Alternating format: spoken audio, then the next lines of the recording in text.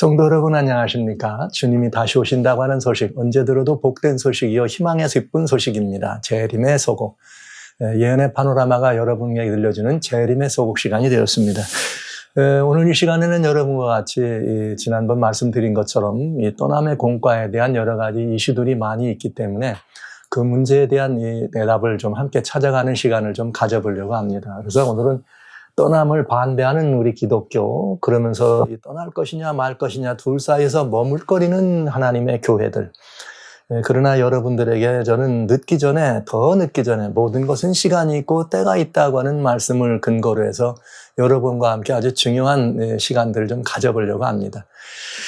지난 시간 미리 말씀드렸던 것처럼 7월 1일 오늘부터 이제 미국에서는 FED Now라고 하는 이 중앙은행이, 미국의 중앙국책은행이 모든 것들을 다 준비해서 이것들을 그 지불을 보증해주고 어디서나 언제나 금액의 규모에 상관없이 아무 데서라든지 아주 유통 편리하게 안전하게 이런 일들을 하겠다고 하는, 그래서 말은 Fed Now지만은 FED Now라고 하는 그런 그 새로운 금융 시스템이 됐지만은 내용은 디지털 달러라고 하는 이것이 틀림없다고 하는 것을 이미 말씀을 드렸습니다. 그래서 7월부터 시작되는 이것이 오늘 시간부터 이렇게 준비가 됐네요. 모든 것이 다 준비가 되고 어찌됐든 미국 사회는 세상이 뭐라고 하든지 가야 될 길로 향해 가고 있다는 것을 여러분들에게 말씀드렸고 오늘은 그 날이 되겠습니다.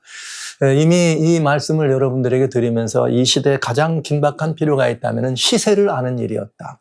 그리고 이 역대상에 나와 있는 이스라엘 자손 중에서 시세를 알고 이스라엘이 마땅히 행할 것을 아는 것, 이것은 아주 중요한 때가 되었다. 미룰 수 없는 일입니다. 그리고 모르는 척할 수 없는 그런 시대를 우리가 맞이했습니다. 그러나 우리가 알아야 될 시대는 사람들이 밖에서 일반적으로 말하는 트렌드, 그냥 그 세상이 흘러가는 여러 다양한 방향, 정치적, 경제적, 사회, 교육, 문화, 재반 이런 부분들이 그저 흘러가는 그런 단순한 세속적 의미의 트렌드를 말하는 것이 아니고 성경 확실한 예언에 근거한 Understand the Times라고 하는 그 시간과 맞닥뜨려지는 이 시세는 아주 중요한 것이다 하는 것을 말씀드렸고, 그것에 근거해서 지난 시간 여러분과 같이 이 시대가 이렇게 아픔이 시작되는 그런 문제들이 점진적으로 지속되고 있다는 것을 말씀을 드렸습니다. 사실은 이제 구체적이고도 더 명실공히 이런 일들이 이제 드러나기 때문에 저는 여러분들과 같이 이 시간 서 있으면서 굉장히 마음에 단호한 마음을 가지고 여러분 앞에 서 있어요. 어쩌면 영적인 거대한 선과학의 쟁투의 한 복판에서 하나님의 정병, 하나님의 군대로서 어둠의 세력을 향해서 우리는 이럴 수밖에 없다라고 하는 그야말로 단단한 각오와 의지를 표현하는 그런 그 전쟁 선포의 시간과 같은 그런 마음을 가지고 여러분들 앞에 서게 돼 있는 것입니다.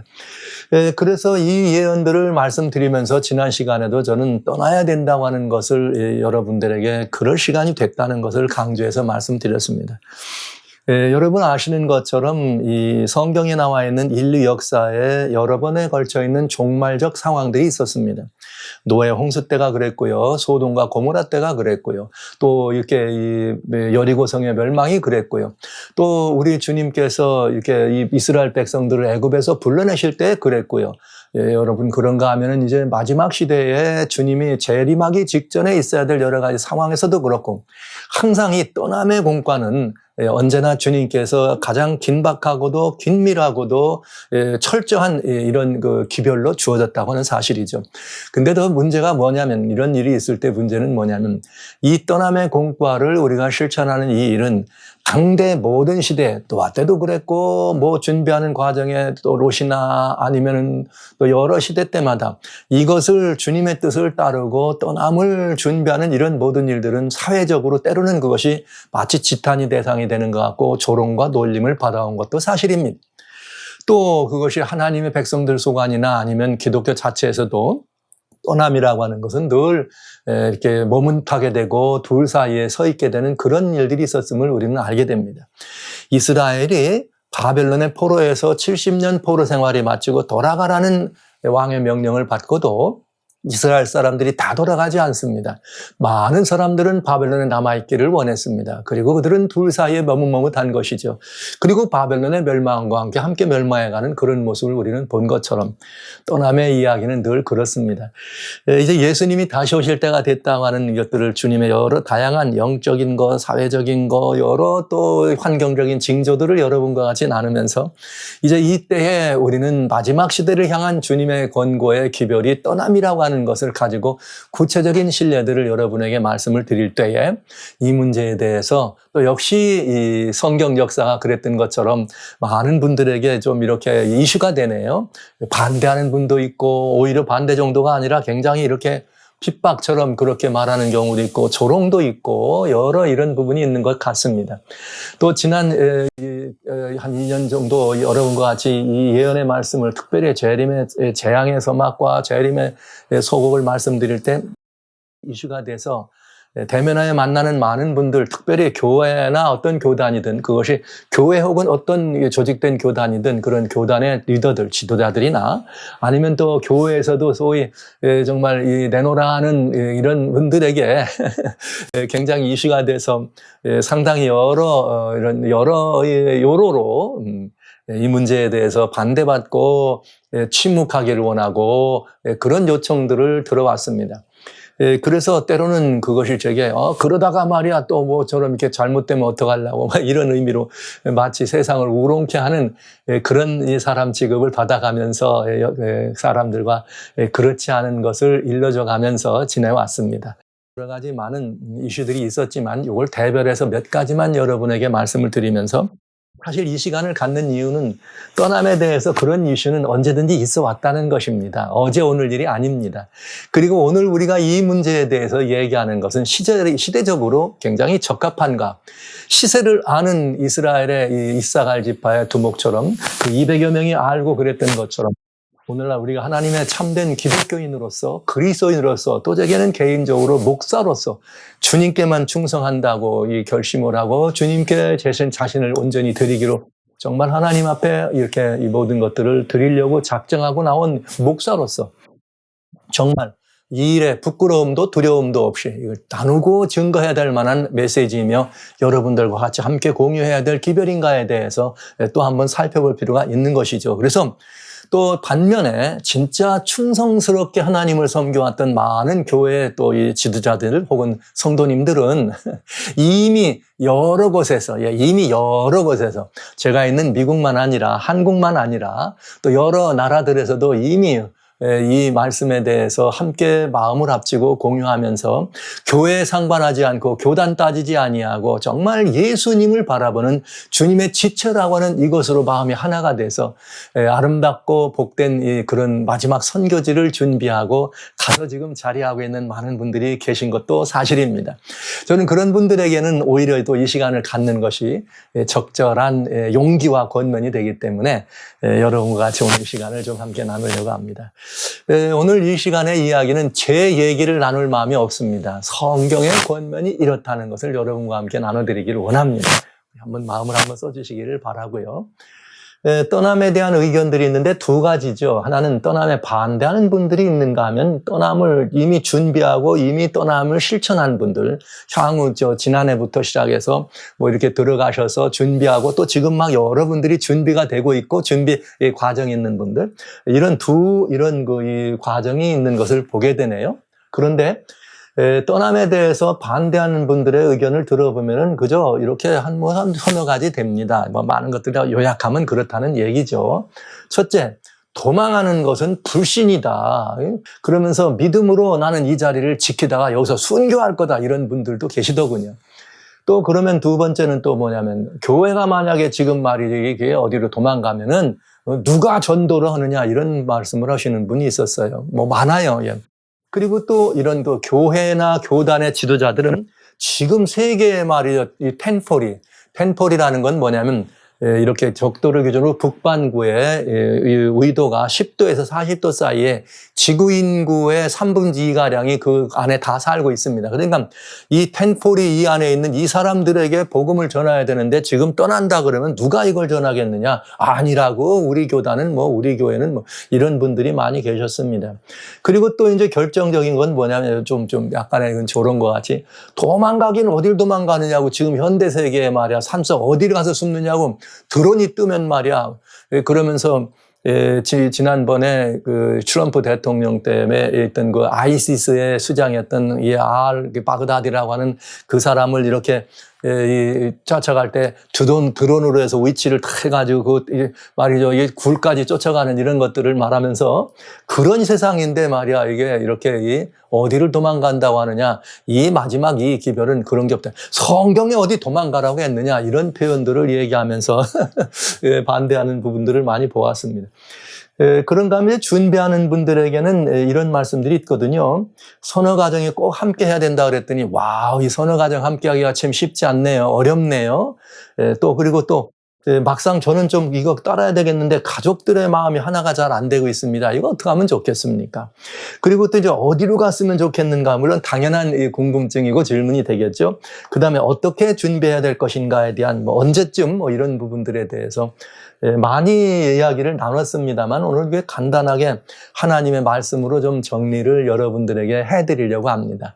이런 그 의견들에 대해서 다 여러분들의 믿음에서 나오는 의견들이기 때문에 다 그런 의견들 존중하고요.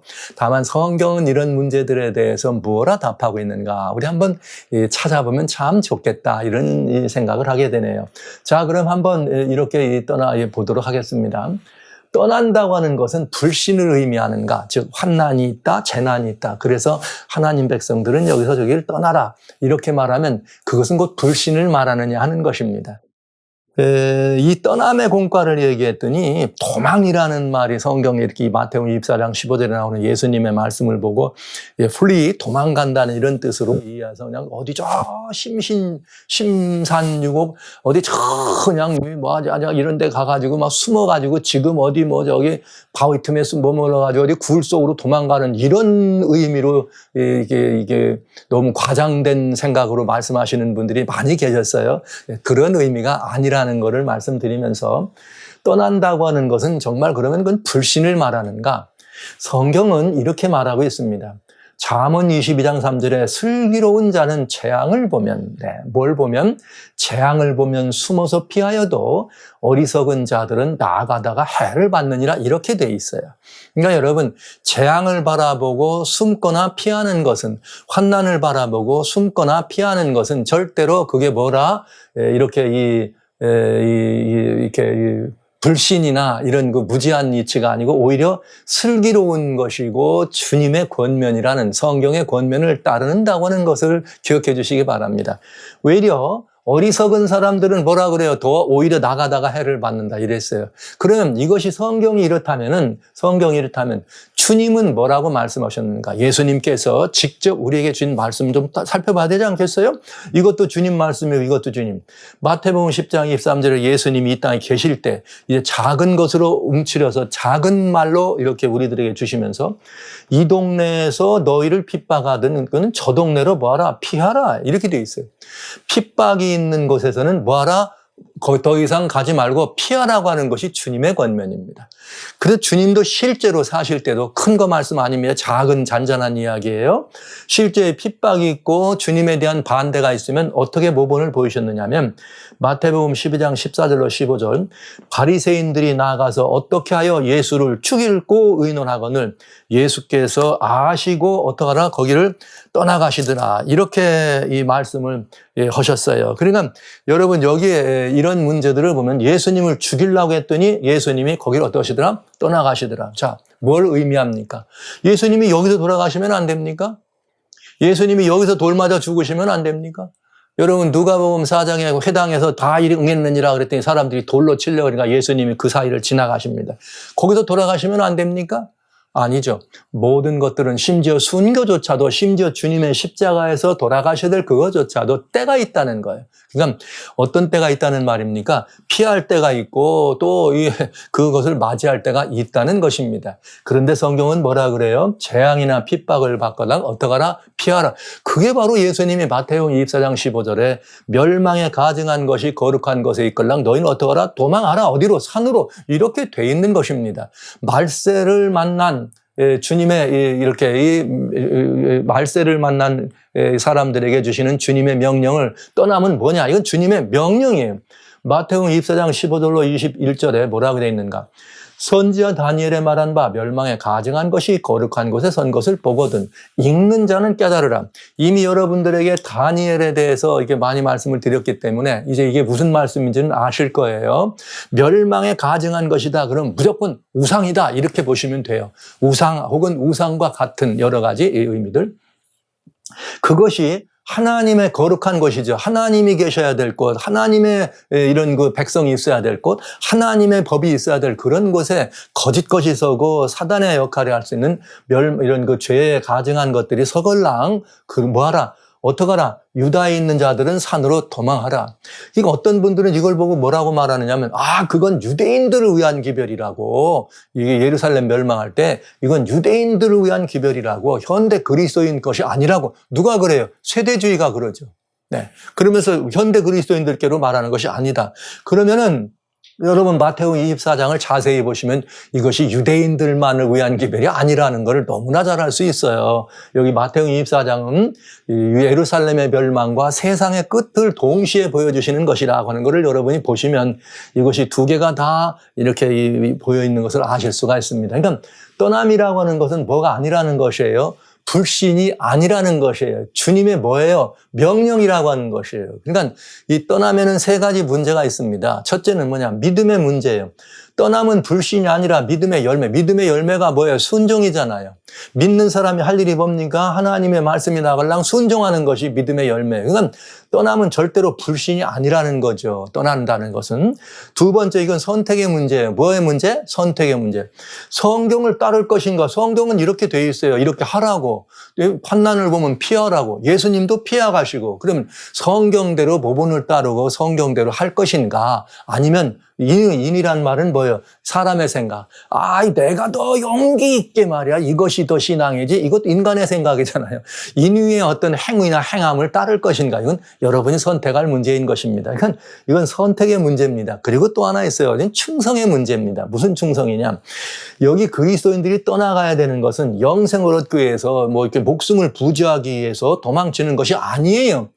이 떠나는 것은 굉장히 중요한 경고라고 하는 것이에요. 여러분, 노아가 방주를 지었던 것이 바로 오늘날 우리가 떠나는 것과 같습니다.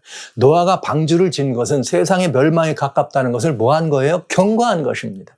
그리고 짐승들이 방주 안으로 들어온 것은 다 경고였어요. 여러분, 롯이 소돔성을 떠나서 밖으로 나가는 것은 잠시 뒤에 멸망이 임한다는 뭐예요? 소돔을 향한 경고라 이 말이에요. 여러분, 이건 대단히 중요한 것입니다. 굉장히 중요한 것입니다. 네. 자, 이런 부분들이죠. 이미 그리스도인이 영원한 생명을 얻었는데 어디서 머물건 뭐하든 영생을 위해서 행동합니까? 아닙니다. 그렇다면 이건 무엇인가? 대단히 중요한 의미가 있지 않겠어요? 주님께서 너 살려면 목숨 부지하려면 도망가라 이러셨을까요? 아닙니다. 이미 나를 믿는 자는 영생을 얻었다 하셨는데 내가 영생의 사람인 걸 확증한 사람이 뭐가 두려워서 살기 위해서 살려고 하면 여러분 그런 의미가 아니라고 하는 것을 꼭 여기십시오. 이건 충성의 문제입니다. 끝까지 하나님의 말씀에 순종하는 믿음의 열매를 선택하면 어떻게 되는 거예요? 그게 곧 하나님의 역사를 섬기는 충성이 된다 하는 것입니다.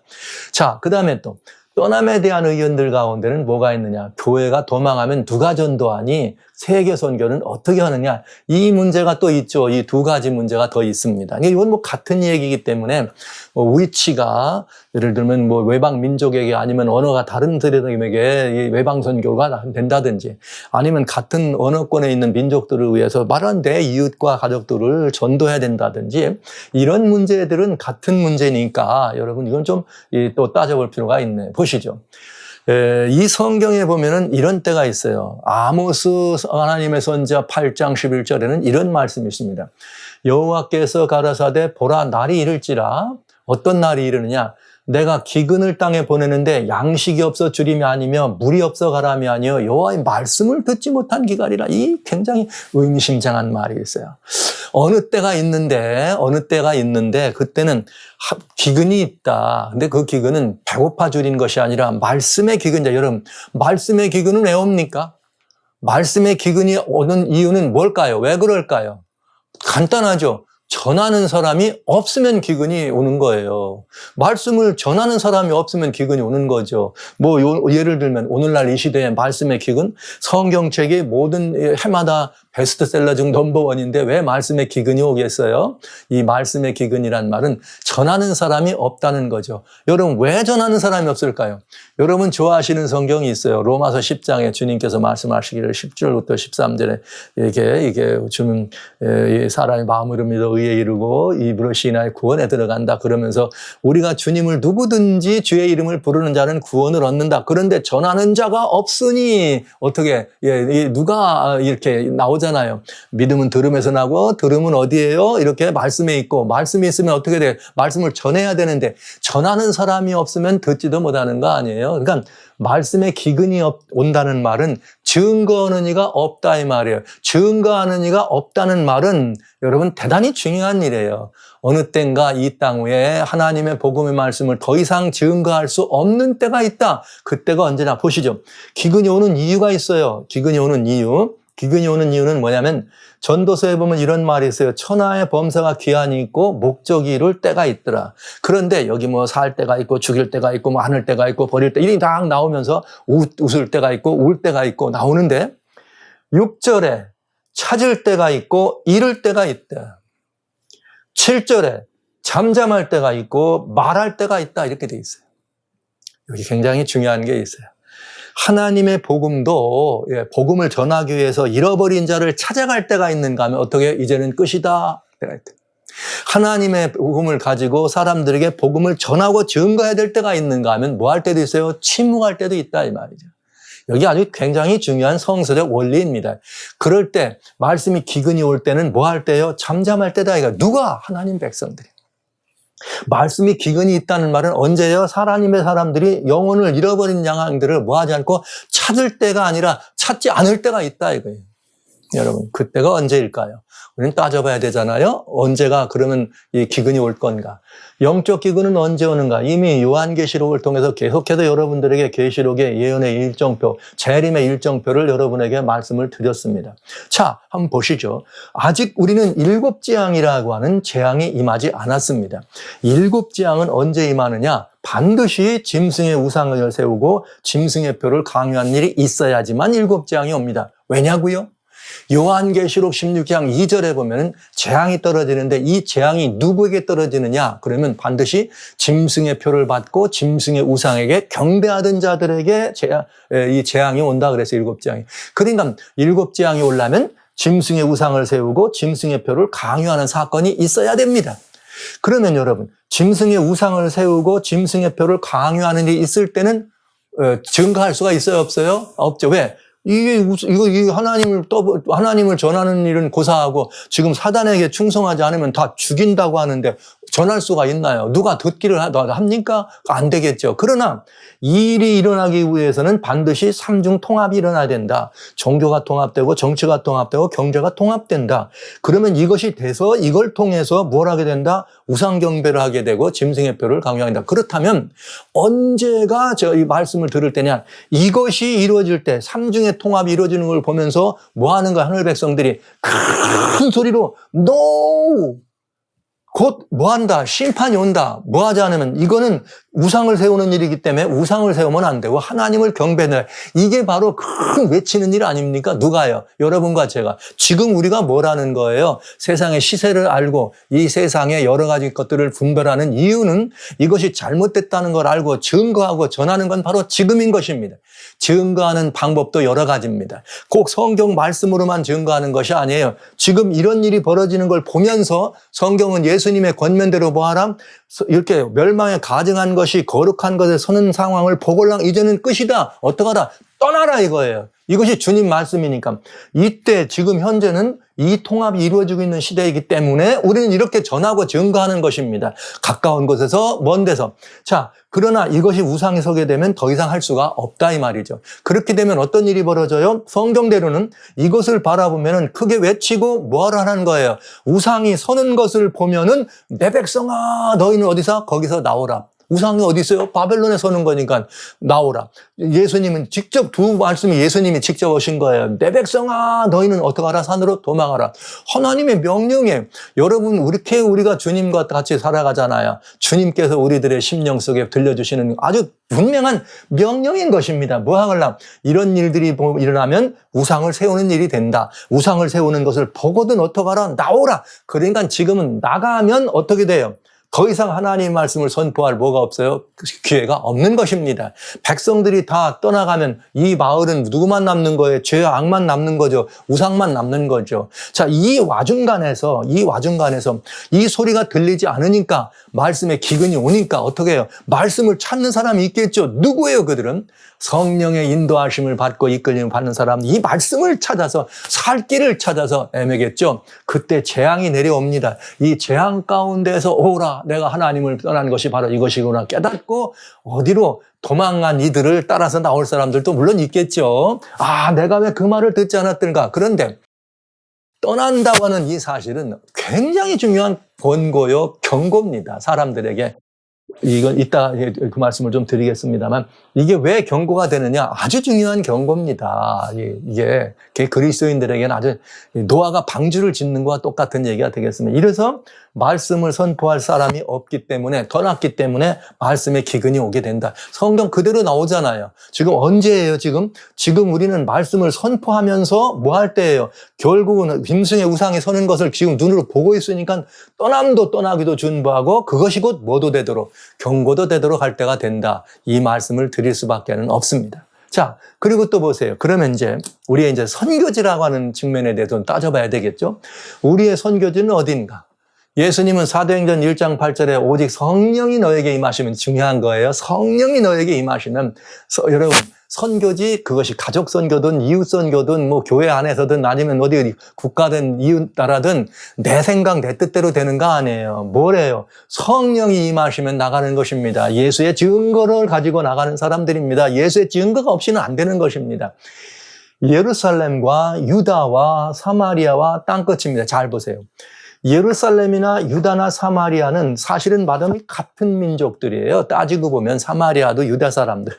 그러니까 복음을 알고 있는 사람들이죠. 거기서부터 땅끝까지 이르러서 예수의 증거를 가지고 나간 예수의 증인이 되어야 합니다. 자, 그러면 이 예수님 당시에 지금 같으면 이제 예루살렘이라고 하는 의미가 예수님 당시의 예루살렘과 지금 예루살렘의 의미는 달라졌잖아요. 그러면 이제 뭐라고 따져보면 돼요? 기독교 하나님의 참된 복음이 충만한 곳에서부터 시작해서 복음이 없는 곳까지를 따져본다면 여러분 잘 보시죠. 전 세계에서 가장 많이 선교사를 파송하는 기독교 국가가 어디입니까? 뭐 지금은 다 얘기했지만 계속해서 양의 나라 기독교 국가라고 하면 어디예요? G1 미국이죠. 자, 이런 이 나라가 있습니다. 그러면 가장 개발되고 발달된 그런 나라인 것을 우리는 알 수 있어요. 근데 오늘날 뭐 G2니 뭐 이렇게 미국과 양극 시스템을 중국하고 이런 말을 하지만 사실은 G7이 있죠. 개발돼 있고 기독교가 중심이 돼 있는 나라들입니다. 이게 사실은 G7이. 그러면서 또 하나는 뭐가 돼요? OECD라고 하는 나라는 현재 38개 나라가 있는데 서로 이 경제나 이런 것들을 서로 막 이렇게 협력하면서 경제개발 협력기 나라는 나라들이에요. 자, 이런 나라들에는 누가 없냐? 이슬람 세계가 빠져 있습니다. 그러니까 오늘날 이 세계의 형편을 잘 보면은 여기 G1 미국을 중심으로 한 G7과 그다음에 OECD 속에는 미국이 들어있죠. 여기 개발된 나라이면서 기독교가 그래도 이 보급되어 있는 나라와 기독교가 들어가 있지 않는 나라 그리고 이게 제3세계죠. 아프리카 후진국. 그러나 이것을 경제적인 문제나 사람들이 살아가는 문제로 본다면 이렇게 돼 있어요. G1, G2, G7을 가장 개발되어 있는 선진한 나라라면은 선진국이라고 하는 나라와 개발 도상국가가 있고 후진국이 있습니다. 자, 이제 이런 의미를 우리가 보게 되는 거죠. 여기가 그러면 말세의 땅끝은 여러분 어딜까요? 여길까요? 제3세계? 후진국? 아니죠. 여기 중국이 있다면 중국도 공산세계니까. 그러나 여러분 중국도 기독교인이 많습니다. 이슬람은 무조건 다 기독교인이 아무도 없느냐? 아닙니다. 목숨이 위태로운 지경에도 여전히 주님을 섬기는 사람들이 있다는 사실이죠. 자, 이것이 성령이 땅끝까지 임하시면 땅끝까지로 복음을 증거하는 증인이 된다. 외방을 얘기할 때는 이렇게 바라볼 수가 있겠어요. 한때 저는 젊어서 힘이 있을 때는 제 마지막은 어디서? 제3세계에서 예수님 맞이할 거다. 그렇게 생각했습니다. 왜요? 우리의 복음은 예루살렘에서 이 현대판 예루살렘 같은 복음의 나라, 기독교 가까이서 기독교가 들어가 있는 나라, 그다음에 기독교가 없는 나라까지 가다가 결국은 제3세계 가장 가난하고 어려워서 교회가 아직 들어오지 않은 거기서 복음을 가지고 와서 살다가 끝까지 그렇게 해야 되겠다. 이런 소명을 가지고 살아왔습니다. 이제는 이제 그런 시절은 많이 지났죠. 이제 주님을 섬기는 일을 하다 보니까 또 여러 가지 상황에 대한 인식도 달라지게 된 것이고요. 자, 그런데 여러분, 땅끝은 그러면 어디냐? 꼭 제3세계나 후진국 아직도 복음이 들어가지 않은 데만 땅끝이냐? 아니에요. 땅끝은 어디냐면 내 원수의 가슴속이 마지막 선교지 땅끝입니다. 내 원수는 내 가까운 곳도 될 수 있죠. 가까운 곳 사람도 원수가 될 수 있고 또 이웃 사람도 될 수 있고 어디 교회 안에도 서로 원수같이 지내는 사람도 있고 저 어디 내 멀지 않은 곳. 그러니까 외방이라고 하는 선교지를 말하지 않아도 내 주변 가까운 곳에서 내 마음속으로 아직도 이 복음이 닿지 않은 내 마음에 뭐가 있어요? 원수의 가슴속이 마지막 선교지 땅끝이란 말이에요. 그런데 예수님 재밌는 말씀하셨어요. 여기 마태복음 10장 36절에 사람의 원수가 내 가족 식구리라. 여러분, 이게 정말 그냥 단순한 이치가 아니죠.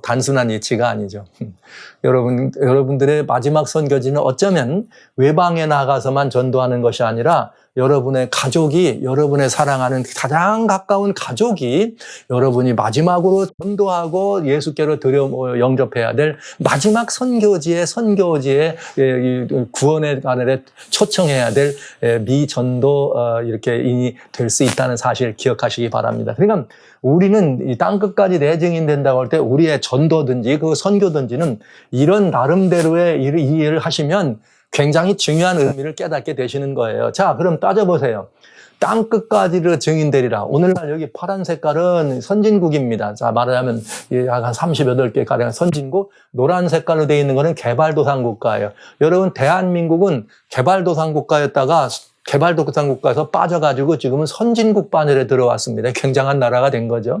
여기 약간 이 적색으로 표시되어 있는 나라들은 후진국의 소위 제3세계라고 하는 나라들입니다. 자, 그러면 여러분, 우리는 선택해야 됩니다. 속히 외방 선교지를 나가든지, 아까 말씀드렸어요. 우리가 해야 될 땅끝은 외방이라고 하는 것만 있는 게 아니라 내가 속해 있는 가까운 곳에도 땅끝이 있다고. 내 사랑하는 가족들도 땅끝이 될 수 있고 아니면 내 가까운 곳에 있는 이웃과 친지들, 교회 안에서도 그 안에 땅끝이 될 수 있다고. 그러니까 대단히 중요한 의미를 여러분 꼭 간직해 주시기를 바라요. 그러면 우리는 선택해야 되죠. 무슨 말이냐면은 지금 정말 이 시대가 마지막 시대라고 하는 사실이 인식이 있으면 나는 여기서 순교할 거야 이렇게 하시는 말씀도 중요하고 난 믿음이 있으면 되는 거니까 어디가 나가냐 여기서 끝장 본다 하는 분들도 이 귀한 믿음인 것을 제가 인정하고 존중해 드리면서 여러분 또 그런가 하면 또 누구 뭐라 그래요? 지금 말이야 텐포리 위도 10도에서 40도 사이 인구의 4분의 3이 살고 있는데 이들을 전도해야지 이렇게 말씀하시는 분들에게 이런 말씀을 드립니다. 그러면 속히 주님께서 오실 때가 가깝습니다. 말로만 하지 말고 외방으로 어떠세요? 나가시기 바랍니다. 제가 아시는 어떤 성도님들은 자녀들이 선교지에 나가 있습니다. 그 선교지에서 마지막을 맞이할 기라고 마지막 준비 이렇게 하고 경까지 선교지를 지원하는 그런 훌륭한 가정이 있습니다. 그런가 하면 또 아직 남아있는 여기 가족들이 함께 또 이곳에서 필요에 의해서 여기 마지막 가까운 곳에 있는 땅것을 위해서 어디로요? 가정 선교지를 준비하고 있는 분도 계시다 이 말이에요. 누가 외방 전도 선교사를 보내지 말라는 말이 아닙니다. 누가 가지 말랍니까? 가야죠. 중요하니까. 그러나 말로만 그렇게 하지 말고 가세야 된다. 이거 왜요? 지금은 때가 얼마 남지 않았으니까요. 주님이 오실 때가 가깝다는 사실을 진짜 믿으시면 그러면 선교지를 해야 된다면 나가세요. 저는 제 가까운 분들 가운데는 그제도 지금 선교지, 저 인도 선교지로 훌륭한 목사님 또 출발하였습니다. 가셔야 됩니다. 거기서 주님 맞을 준비하고 가시면 됩니다. 거기서 난 예수님을 맞이할 거야. 마지막으로 백성들, 얼마나 아름다운 일입니까? 우리는 그원들을 어떻게 해야 돼요? 지원해야 합니다. 기도하고 물질도 보내고 보내야 합니다. 그런데 말로만 외방 선교지는 놔두고 어디 들어가냐 이렇게 하면서 들어가는 것을 핍박하고 조롱하지 마시고, 그렇게 말하는 여러분들은 나가시기 바랍니다. 나가지 않으면 거기를 더 전적으로 지원하시든지요. 지금 빨리 우리는 그렇게 해야 될 때가 됐다는 것입니다. 그렇지 않으면 속히, 제 말씀을 붙여요. 속히 가정선교지, 마지막으로 우리가 속해 있는 곳에서 파이널 선교지, 이걸 준비하셔야 된다는 거죠. 이건 왜 필요하냐? 내 가족이 될 수 있어요. 사랑하는 내 가족의 마지막 구원을 위해서 그게 필요해. 왜냐? 그렇지 않으면 방법이 없어요, 여러분. 가족 전도에. 그런가 하면 내 이웃도, 내 어디든지 친구들도, 여러분 이제는 이대로는 여기서는 도저히 안 된다. 그럼 이들을 구할 수 있는 방법이 뭐냐? 바로 지금 떠나는 데 있습니다. 지금 말씀드리는, 저희가 지금 떠나라고 하는 거는 산속 깊은 어디 가가지고 옹달샘 먹고 말이죠. 거기 올라가가지고 시냇물 쫄쫄 빨아먹으라는 거 아니에요. 그렇게 옹벽한 곳으로 여러분 도망가는 그걸 말하는 게 아니에요. 여러분들은 분명히 그 말씀을 꼭 영심해 주시기를 바랍니다. 그러니까 여러분들이 속히 과정 준비를 준비해서 먼저 들어가 준비하면 환란이 임할 때 와야 될 분들을 맞이하고 그 속에 누가 대표예요? 내 가족들이 대표입니다. 그때라야 어머니, 아버지, 그때는 사랑하는 아들, 내 아들 따라, 아니면 뭐 삼촌, 아니면 이모, 아니면 또 이웃 좋은, 아니면 친구, 나는 그때는 몰랐어. 알고 봤더니 네 말이 맞았어. 당신 말이 맞았어. 당신이 옳아요. 그리고 하나님께 회개하지 않겠어요? 그러니까 마지막 선교지가 되는 것입니다. 도망가는 것이 아니라 선교지를 준비하는 것이라는 사실을 꼭 이해주시기 바랍니다. 그리스도인의 떠남은 혼자 살기 위해 도망가는 것이 아니에요. 마지막 선교지를 준비하는 선교 사명인 것입니다. 이 말은 여러분 굉장히 중요한 의미를 가지고 이 말씀을 좀 영접해 주시기를 바랍니다. 저는 각 교회와 교단에게, 여러 이 지도자님들에게도 호소한 마음이 있습니다. 그건 뭐냐? 평생을 교회를 위해서 희생하고 헌신해 왔습니다. 누가요? 성도들이. 그러나 어떤 분들은 조금 여유가 있어서 지금 좀 그런 마지막 이런 선교지로 준비를 먼저 할 수 있는 분도 있고, 어떤 이들은 그럴 준비할 수 없는 분들이 있습니다. 그런 그분들은 여기 먹고 살 이렇게 못하고 사고 파는 일 못하면 어떡할 거예요? 교회를 위해서 그렇게 한 사람들 도시에 있다가 아무것도 못할 때 어떡할 거예요? 네. 그분들을 위한 뭔가 좀 대안도 좀 마련해 놔야 되지 않습니까? 지금 너무나 부자 아닙니까? 교회가 얼마나 부자입니까? 교회가 덤덤덤덤 재물을 쌓는 일에 앞장서고 말이죠. 더 많은 건물을 짓는 일에 하지 마시고, 저는 감히 이런 말씀을 드립니다. 교회 파십시오. 팔아서 지금 그 재정을 가지고 저 여러 곳곳에 성도들을 위한 마지막 파이널 선교지를 말이죠. 외방 선교지도 좋고 국내도 좋고 어디든지 이런 일을 할 때가 지금이라고 봅니다. 왜냐하면 지난 시간 말씀드렸잖아요. 이제 디지털 달러가 오게 되면은 여러분 우리 마음껏 우리가 원하는 대로 하나님의 역사를 섬길 수가 없게 된다고요. 왜냐? 지금이야말로 이제는 가장 피해를 보고 가장 핍박을 받을 사람들이 기독교인이라는 사실을 잊지 마시기 바랍니다. 내가 아무리 많이 쌓아놨더라도 내 마음대로 사용할 수 없을 때가 온다 이 말이에요. 그렇다면 그 전에 뭔가를 해야 안 됩니까? 그러니까 여러분들에게 이런 말씀을 드립니다. 성도들을 위한 마지막 준비에 마음을 좀 쓰시기 바랍니다. 여러 여유가 있는 분들은 나 하나가 아니라 이것들을 나눠가지고 여러 곳에 또 이렇게 준비할 수 있는 그런 여건이 만들어지면 얼마나 좋겠어요. 많이 모이면 안 됩니다. 많이 모이면 안 되기 때문에 서너 가정씩 이렇게 할 수 있도록 준비하는 일에 여러분들이 꼭 마음을 써주시기를 바랍니다. 다시 말씀드립니다. 우리의 떠남은 살기 위해서 도망치는 것이 아니고 마지막 선교지를 준비하는 선교 사명입니다. 어디 꼭 텐폴이 외방으로만 나가야 선교하는 거 아니라는 거죠. 내 가족과 내 가까운 분들을 위한 마지막 선교지. 외방은 외방대로 선교지가 필요하니까 여러분 우리가 마음을 쓰고 지원해야 안 되겠습니까? 그리고 다시 말씀드리지만 괜히 떠난다고 하니까 그냥 뭐 선교한다고 전도해야 된다 이런 말로 하지 말고 직접 하세요.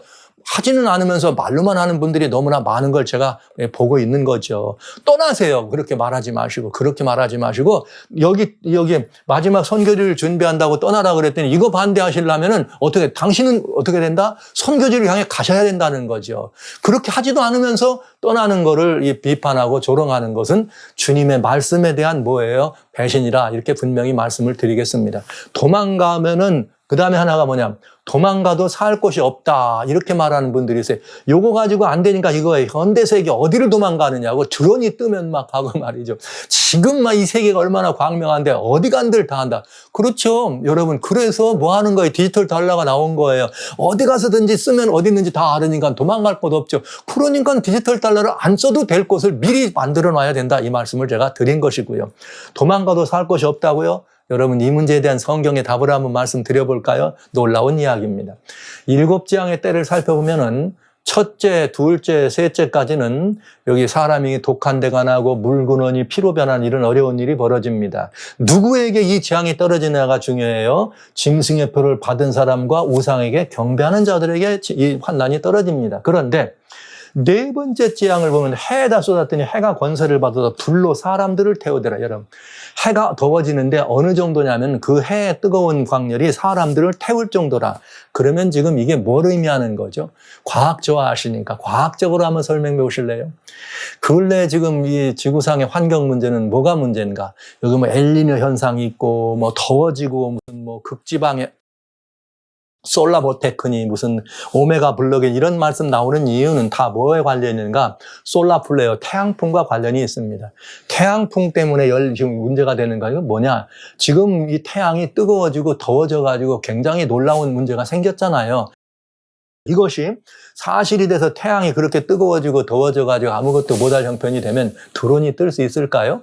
지금 솔라 플레어가 지구 때려 강타하는데 5등급만 와도 비행기도 못 뜹니다. 아무것도 못 뜹니다. 전자기계가 다 블랙아웃 된다 그러죠. 그런데 여기 재앙대 정도로 떨어진다면 이게 10등급, 12등급 지금까지 역대적으로 경험해보지 못한 등급의 그런 태양으로부터 어마어마한 이런 것들이 떨어지면 무슨 전자기능이 있어요? 무슨 전기 기능이 있습니까? 거기에 무슨 드론이 뜨고 현대 과학적 장비가 뜰 수 있습니까? 천만의 말씀입니다. 그건 아무것도 없어요. 즉 과학을 안다고 하지만 성경을 이해하는 사람은 이건 반드시 그런 일이 있다. 그러니까 여러분 7재앙의 때를 살펴보면 도망가는데 어디 어디에 있는지 그럴까 봐서 들킬까 봐서 도망 못 가는, 그거는 성경적 의미가 아니고 성경을 믿지 않는 이야기인 것을 여러분 꼭 기억해 주십시오. 그런데 더더욱이 놀라운 보증이 있죠. 자, 이스라엘 사람들이 맞았던 10개의 재앙이 있습니다.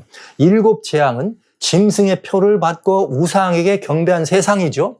이들에게 내리는 재앙이에요. 그러면 이들에게 재앙이 내렸다면 하나님을 아는 사람에게는 이 재앙에서 빠진다는 얘기죠. 그러면 이게 뭐가 마찬가지예요? 이스라엘 사람들이 애굽에 머물렀을 때, 그 애굽에서 가나안을 향해 출발할 때 뭐가 내려옵니까? 7재앙이 아니라 이번에 10개의 재앙이 있었습니다.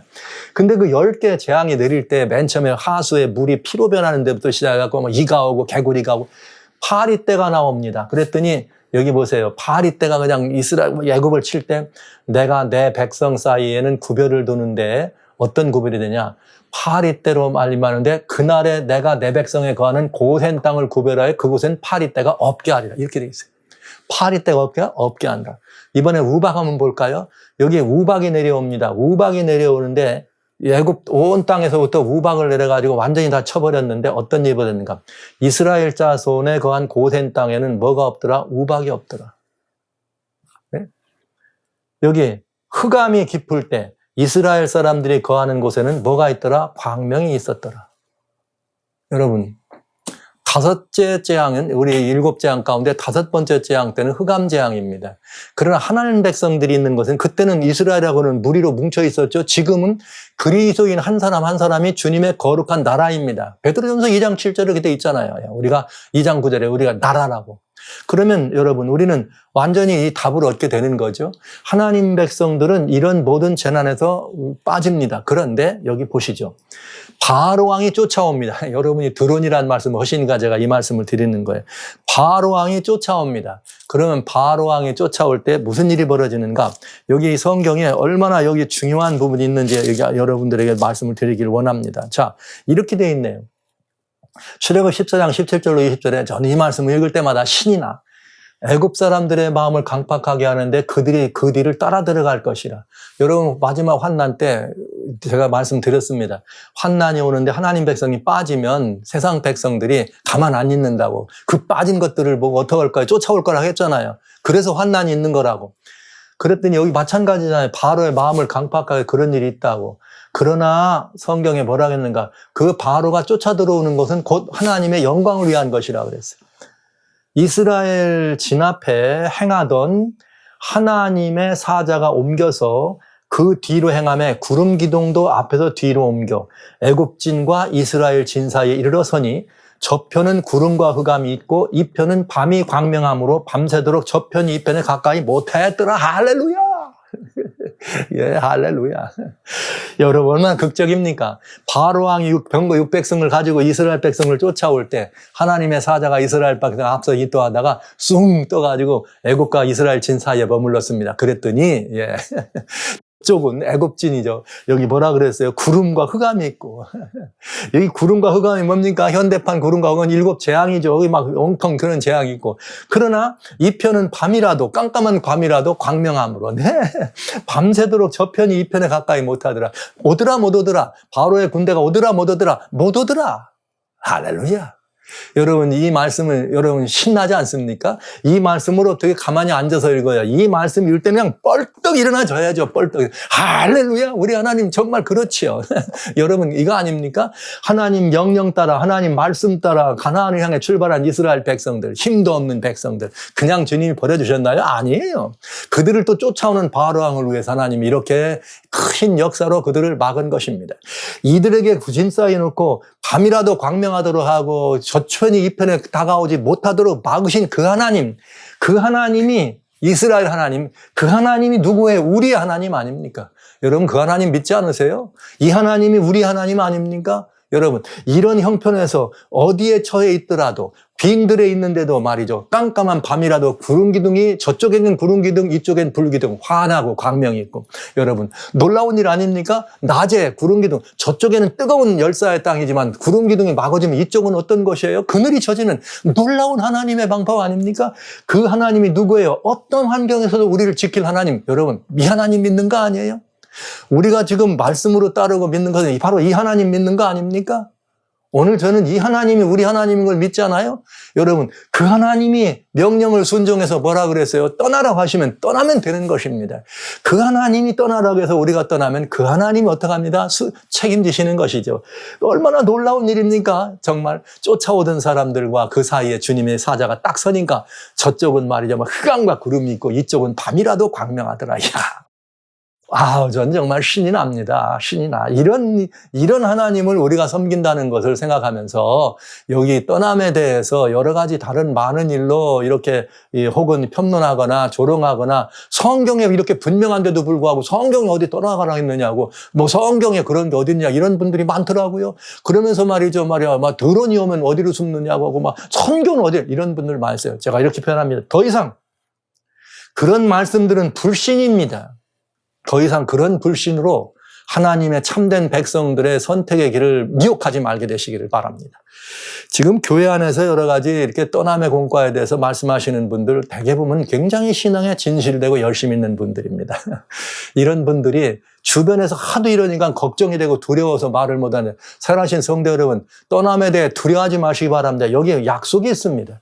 하나님의 사자가 우리 앞에 인도하시는 걸 따라가는 게 그리스도인입니다. 그때 뒤에서 쫓아오면 이렇게 그 사자가 그 사이에서 막아주신다는 약속이 있는 것이죠. 애굽의 10재앙 때 그랬으면 지금 마지막 7재앙 때도 그리하실 것입니다. 왜냐하면 그 하나님이 우리가 섬기는 바로 이 하나님이니까요. 네, 우리는 바로 이 전능하신 하나님을 믿는 사람들입니다. 이 하나님을 믿는 사람들이 믿음의 행보에 대하여 괜히 이상한 인식을 가지고 인위적인 말로 불신을 말이죠. 그것으로 사람들을 미혹하는 일은 주님께서 절대로 기뻐하지 않으실 일입니다. 떠남, 이것은 선택이 아닙니다. 필수입니다. 떠남, 하나님의 명령입니다. 우리가 따라도 되고 안 따라도 되는 그것이 아니라 순종의 열매요. 하나님의 명령에 대한 충성임을 기억해 주시기 바랍니다. 이제는 떠남에 대해서 반대하는 그런 이론에 대한 더 이상은 제가 말씀을 안 드리려고 그래요.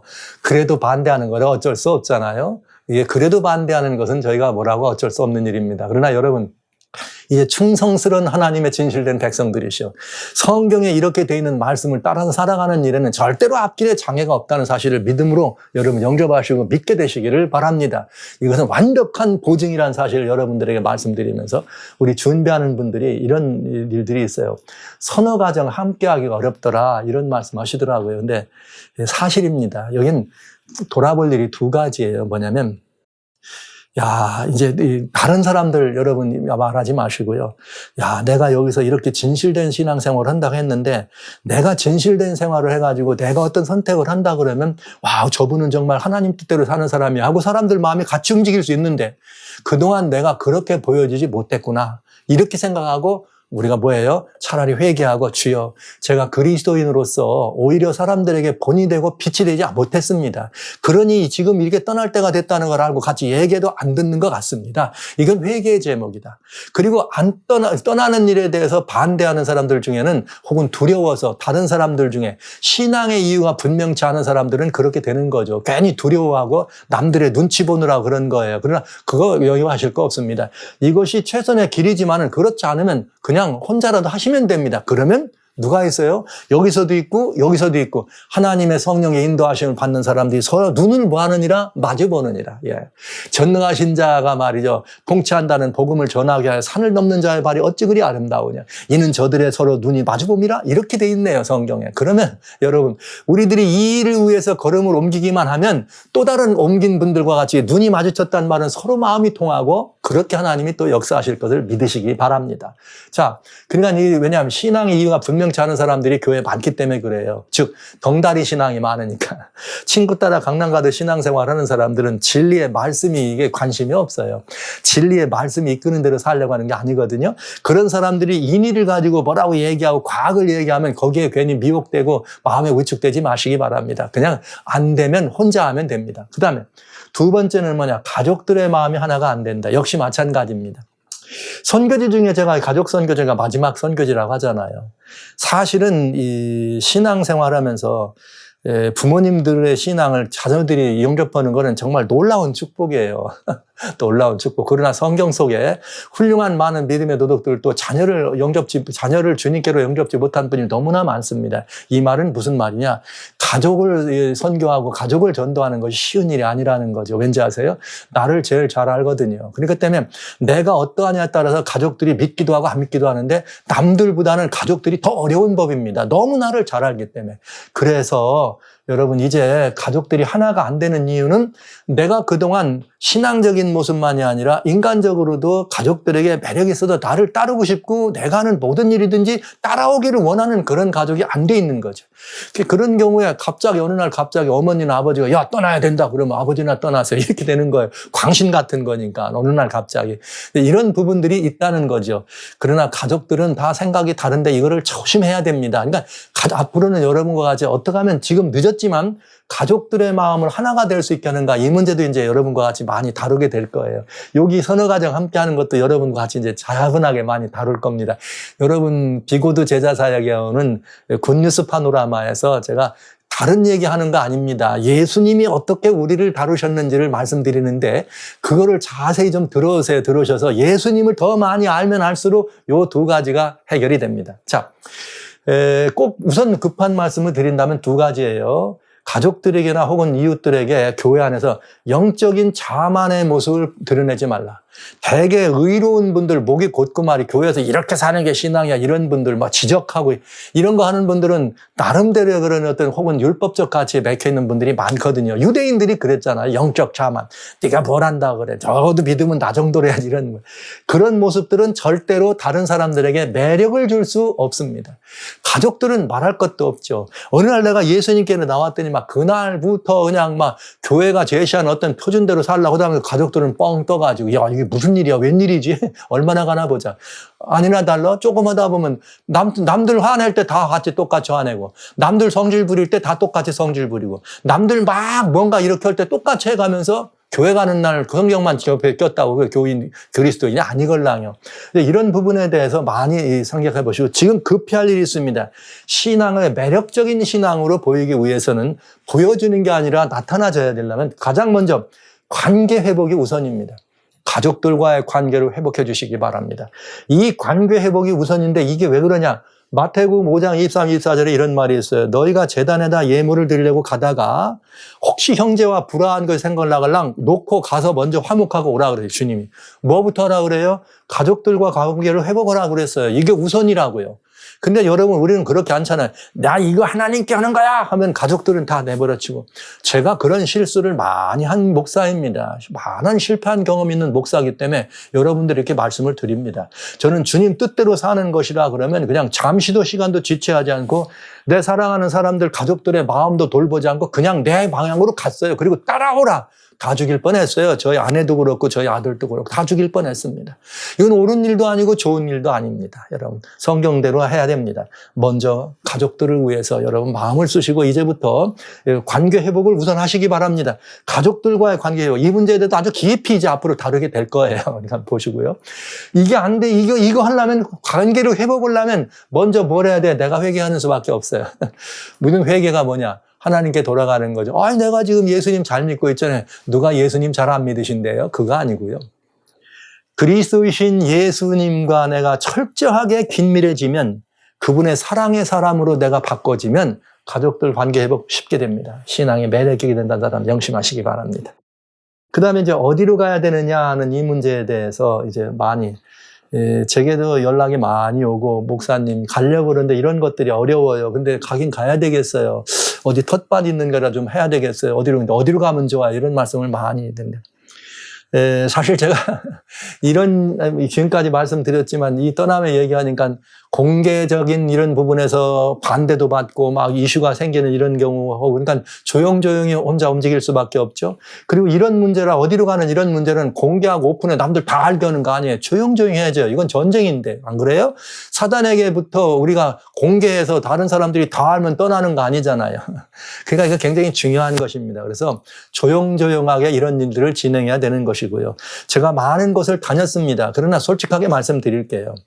제가 여유가 있는 사람이고 예산이 있어서 여기도 좋구나, 여기도 사놓고, 여기도 좋구나, 여기도 사놓고, 누가 필요하다면 여기로 가세요. 이렇게 해드릴 수 있는 상황이면 너무나 좋은데, 저는 정말 하나님의 말씀 한 권 들은 것이 저의 전 재산입니다.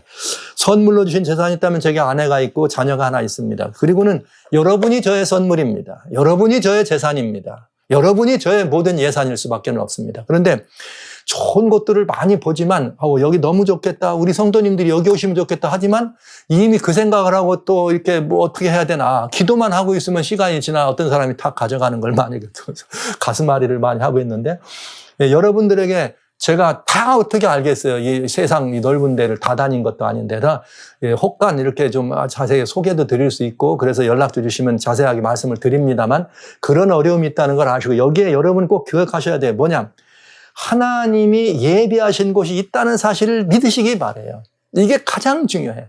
그리고 예비하신 곳이 있다는 사실을 믿고 어디로 가야 할까? 주님께 줄 때 주님이 이끄심을 따라가면 반드시 거기에 필요한 사람이 있든지 필요한 부동산 업자가 있든지 또 먼저 들어간 누가 있든지를 만나게 된다는 거죠. 그러니까 하나님이 마련하신 곳이 있다는 것을 믿고 기도하시기 바랍니다.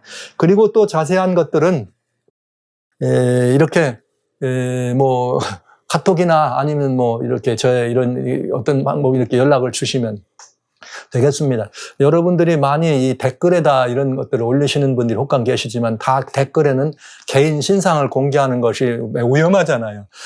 그러니까 거기다가는 전화번호나 이런 걸 기억하시지 않으시니까 제 전화번호는 이 모든 말씀의 끝에 이렇게 들려 있어요. 그러나 제 것이 아니고 우리가 여기 함께하고 있는 이 공동체 이 사역의 전화번호이기 때문에 거기에다가 한국 전화번호는 한국 전화, 미국 분이시는 미국 전화, 거기 전화번호에다가 여러분들의 주소와 정함 이걸 올려주시고 문장을 짧게 보내주시면 제가 볼 수 있어요. 특별히 한국 전화는 제가 미국에 있다 보니까 여러분들이 내용을 길게 쓰면 안 들어옵니다. 그러니까 2줄이나 3줄로 간단하게 해서 여러 번 이렇게 보내시면 제가 받을 수 있으니까 그렇게 연락 주시면 돼요. 그리고 저희 아예 미리 하나 말씀드립니다. 여러분이 꼭 피할 곳이 있어요. 피할 곳. 그 피할 곳은 어디냐? 먼저 시골 생활, 전원 생활 좋다더라 그러고 모여 들어가서 사는 사람들이 있는 데는 절대로 피하시기 바랍니다. 그것은 예언의 역사를 따라 지금이 때니까 하나님이 들어가라고 해서 들어간 분들이 아닙니다. 옛날에 미리 들어가서 막 내 개인적인 신앙 좀 잘해보려고 들어간 분들이 살잖아요.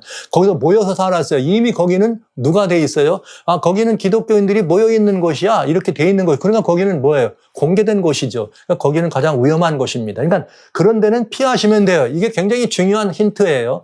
먼저 어디 시골 생활 들어갔다, 전원 생활 들어갔다고 거기 가면 교회도 있고 말이죠. 거기 가면 여러분들 모여서 사는데 그 마을은 무슨 마을, 그 마을은 어떤 교인 마을에 이렇게 되걸랑 거긴 피하세요. 거긴 아주 위험하다는 말씀 드립니다. 절대로 행위신앙이 굉장히 거기에 편만에 있다는 사실을 말씀드리면서 피해 주시기 바랍니다. 어떻게 준비해야 될까? 이거 마찬가지지만 우리의 준비에 관한 이런 모든 것들도 주님이 우리를 그냥 내버려 두지 않으십니다. 이 일에 관심이 있어서 여기 기회를 하시면 또 이렇게 많은 곳에서 이런 운동을 하시는 분들이 있을 거라 생각하지만 혹 여러분들이 모르시걸랑 저희 여기 이렇게라도 보내주시면은 저희가 이렇게 여러분과 같이 의논도 하고 드리겠습니다. 그러나 어떤 분들은 이렇게 말씀드릴 때 저 누군데요? 저 어디에 뭐 어떤 좋은 곳 있거나 이렇게만 해주시면 제가 소개해 드릴 수가 없어요. 왜냐면은 이렇게 사람들을 이렇게 전혀 모르는 분들도 이렇게 만나게 되잖아요. 그런데 저 자신이라도 조금 뭘 좀 알아야 이분이 성향 이런 분이 이렇게 소개도 될 수 있는데 그냥 이름하고 이것만 주고 소개해달라고 어디 뭐 땅 있는 거 아느냐 이렇게 물어보시면 제가 그걸 하기가 어렵다는 거죠. 그러니까 여러분 조금 좀 정성 들여서 그런 표현을 좀 해주시면 좋겠다 이런 말씀 드립니다. 어떻게 준비해야 될 것인가? 이게 가장 이렇게 좀 생각하지만 제가 이 문제에 대해서 답을 드리려면 너무나 많잖아요. 앞으로 이런 문제에 대해서 이제 같이 여러분과 같이 말씀을 나눌 때 또 말씀을 드리겠지만 우선 여러분들이 먼저 하셔야 될 일은 이런 무슨 신앙의 이런 모든 것들을 다시 준비하기 위해서 제가 하나님 말씀 로마서 8장을 답으로 드리겠습니다. 그냥 로마서 8장에 보시면 권고와 위로도 있고 우리의 신앙생활의 아름다운 모습 거기 들어있습니다. 승리하는 신앙의 모습이 들어있기 때문에 다른 성경의 많은 것들을 제가 지금 드리기는 어렵고요. 그냥 로마서 8장에서 답을 찾으시면 좋겠다. 성령께서 말할 수 없는 탄식으로 나를 기도하신다는 사실을 믿으시기 바랍니다. 어디로 가야 할지 무엇을 준비해야 할지 어떻게 해야 될지 하나님께 간절한 마음으로 고드시면 여러분 반드시 이기심이 있는 하나님께서 이끌어 주실 것이고 떠남에 대해서 여러분이 근심하시걸랑 이김을 주시는 하나님 얘기가 여기 8장에 들어있습니다. 그러니까 로마서 8장을 한번 보시면 좋겠다 이렇게 말씀을 드리면서 오늘은 떠남에 대한 의견들에 대한 답을 여러분들에게 미리 말씀드렸습니다. 지난 시간에 여러분에게 잠깐 말씀을 드렸습니다만 이미 2015년부터 70자 유엔 총회 때부터 인류는 2030이라고 하는 어젠다를 남겨놓고 바티칸을 중심으로 하나 되는 운동을 해가고 있습니다. 그리고 2030 어젠다를 통해서 이제 새로운 신세계 질서를 펼쳐가고자 이런 일을 하고 그 일을 이루는 가장 근본적인 사고가 바로 지금 현재 바티칸에 총수로 계신 프란치스코 교황의 이야기죠. 라우다도시라고 하는 이 가르침에 따른 것이고요. 이 가르침을 현실적으로 실천하려고 하는 대표적인 것이 다보스 포럼이라고 하는 월드 이코노믹 포럼이라고 하는 다보스 포럼이 주장하고 있습니다. 미국에서는 그린 뉴딜이라고 하는 이런 일 가지고 정치를 하면서 세계가 지금 거의 이 운동을 향해 계속해서 움직여가고 있는데 그들은 다보스 포럼을 중심으로 25년도에 제2차 팬데믹을 또 예비하고 있네요. 2차 팬데믹이 온다고 얘기합니다. 2차 팬데믹이 오면은 반드시 백신을 맞아야 될 거다. 안 맞으면 테러리스트가 된다. 그리고 또 이런 모든 것들을 위해서 우리가 환경을 잘 만들기 위해서 어떻게 한다? 15분 미니 시티를 만들어서 만약에 그런 팬데믹이 와도 이렇게 관리가 쉽고 이제 전기차나 이런 것들을 동시해서 화석연료를 줄임으로 말미암아 환경공해로부터 벗어날 수 있는 15분 미니 시티로 간다면서 사람들이 이렇게 묶으려고 하는 것이죠. 그래서 이제는 이 안에서 모든 것들을 해결하게 하려고 하는 이런 움직임이 있는 것입니다. 이런 일들은 다 뭐에 의한 것이냐? 센서십, 즉 우리를 감시하고 또 이렇게 뭔가 통제하는 관리하는 시스템을 만들기 위한 것이죠. 인류를 하나로 묶기 위해서는 이런 게 필요하다 이 말이에요. 근데 이것들을 위해서 감시하고 통제하는데 가장 실질적인 방법이 뭐냐? 이코노믹 시스템입니다. 미국이 지금 이미 시작했는데 미국만 하는 아메리카 이코노미가 아니라 글로벌 이코노미란 말은 전 세계의 경제 구조를 어떻게 하는 거예요? 픽스하는 것이다. 그런데 그 전 세계 경제 구조를 픽스하는데 자 미국에서 이미 미국의 중앙은행에서 4월 1일부터 7월 1일까지죠. 이게 바로 이제 지난 달까지 여기에 새로운 파이낸셜 인스티튜션, 새로운 이런 기능을 가질 수 있는 FedNow라고 하는 연방이 뭐 이런 것들을 보증하는 이렇게 하면서 결국은 내용은 말은 다르지만은 내용이 똑같은 디지털 커런시에 대해서 이렇게 설명하고 있고, 이것을 전 세계 IMF라고 하는 세계 중앙은행에서 나와서 결국은 어떻게 됐느냐? 여기 이 세계 중앙은행에서 디지털 달러를 지금 이렇게 출범을 시켰다고 하는 것은 굉장히 중요한 일이죠. 7월 1일 디지털 달러가 시작됐습니다. 이것은 곧 뭐냐? 세계를 감시하고 통제하는 데 가장 효과적입니다. 모두가 이것을 쓰면 어디 가든지 다 어디 있는지 알 수가 있다. 무엇을 하는지를 알 수가 있다. 그리고 그렇다면 결국은 그들이 뭐예요? 이 사람들의 뜻과 반대되면 범죄자가 되는 일은 너무나 쉽다. 이렇게 되면 이제 결국은 어떻게 되는 거예요?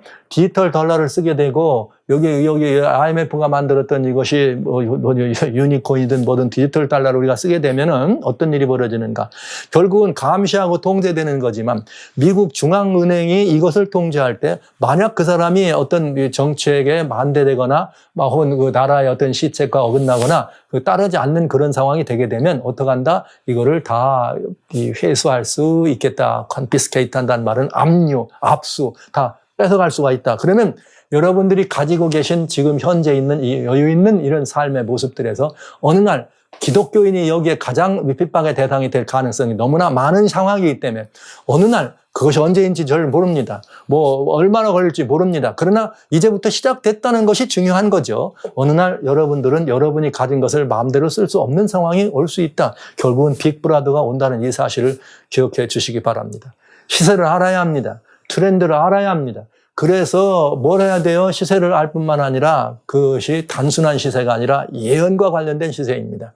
이제 여러분들에게 이 말씀을 드리면서 지금 우리는 단순한 때에 있는 것이 아니다. 저는 여러분에게 다시 한번 정말 이제는 전쟁과 같은 굉장히 엄숙하고 중요한 그런 것과 같은 기독교와 이 세상과 하나님의 백성들과 이 바벨론과 말이죠. 네. 이렇게 정말 이제는 더 정말 함께 할 수 없는 그런 상황까지 왔다는 사실을 선포하면서 정말 하나님의 말씀대로 순종하는, 말씀에 충성하는 이것이 믿음의 열매라는 것이죠. 그래서 우리가 말씀대로 행하는 것은 그것은 불신이 아니라 그것이 믿음의 열매라는 말씀을 여러분에게 드리게 된 것입니다. 더 이상 이 문제에 대해서 혹은 여러분들이 비성서적인 관점을 가지고 인의를 가지고 이렇게 방대하는 그런 일들은 좀 그만하시고, 오히려 더 도와서 함께 못하는 분들은 할 수 있는 분들을 지원해서 언젠가 나도 좀 갈 거야 이렇게도 하시고, 또 먼저 가시는 분들은 안 오는 분들에 대하여 믿음 없다고 이렇게 하시지 말고 서로를 위하는 마음으로 우리가 주님 안에서 한 지체로 이루어지면서 외방 선교지를 나가시든 가정에 의한 마지막 파이널 선교지를 나가든 아주 중요한 역사의 한순간이 지금 우리에게 아주 긴박한 필요에 의해서 움직여질 수밖에 없는 때가 됐다는 사실을 인식하시면서 저는 마지막으로 여러분들에게 다음부터 여러분에게 말씀드릴 건 이것입니다. 마태복음 24장 3절로 4절에 예수님께서 감람산에 앉았을 때 제자들이 뭐라고 했는가 하면 우리에게 일러주세요. 어느 때에 이런 일이 있으며 주의 과 세상 끝에, 예수님 재림이죠. 세상 끝에는 무슨 징조가 있습니까? 했더니 예수님이 제일 먼저 사람의 미혹을 받지 않도록 주의하라. 즉 미혹의 영을 피하라 이렇게 말씀하셨습니다. 그래서 이 세계의 광면에 있는 사단의 정신, 미혹의 영, 그리고 교회 안에 있는 사단의 정신, 미혹의 영들을 여러분에게 좀 말씀드리면서 우리가 이 미혹을 피하는 것이 얼마나 중요한가 하는 문제를 좀 여러분에게 말씀드립니다. 저희는 세상에 속한 고로 세상에 속한 말을 하며 세상이 저희 말을 듣느니라. 여러분, 이 미혹의 영은 우리가 하나님 말씀을 듣느냐 세상의 말을 듣느냐에 따라서 미혹의 영이냐 세상의 영이냐를 분별할 수 있습니다.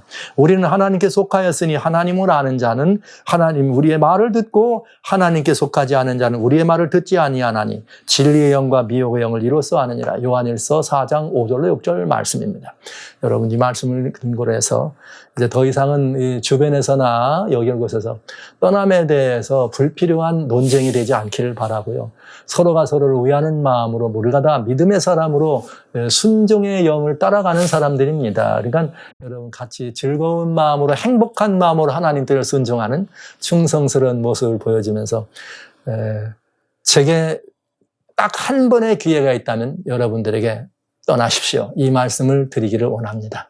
여러분 그것이 여러분과 여러분 가족과 여러분 교회와 이 사회의 아름다운 이 모든 이 마지막 이 부분들을 살릴 수 있는 마지막 대안임을 여러분에게 말씀드리면서 예수 그리스도를 아는 자는 주님의 말씀을 듣고 주님의 말씀을 믿는 자는 주님의 말씀에 순종하기를 간절히 소원합니다. 말씀을 마치겠습니다.